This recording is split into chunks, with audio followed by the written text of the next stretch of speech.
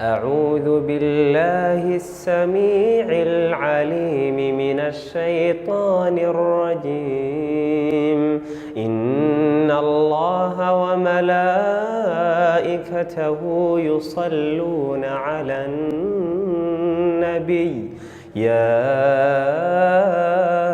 أيها الذين آمنوا صلوا عليه وسلموا تسليما.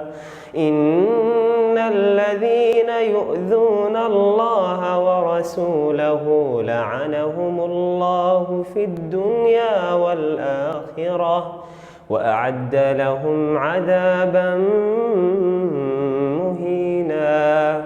والذين يؤذون المؤمنين والمؤمنات بغير ما اكتسبوا فقد احتملوا بهتانا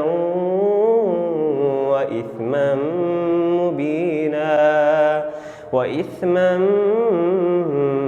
مبينا. يا أيها النبي قل لأزواجك وبناتك ونساء المؤمنين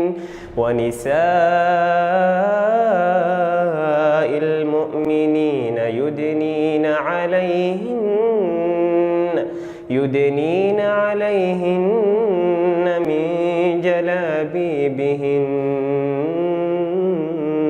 ذلك أدنى أن يعرفن فلا يؤذين وكان الله غفورا رحيما.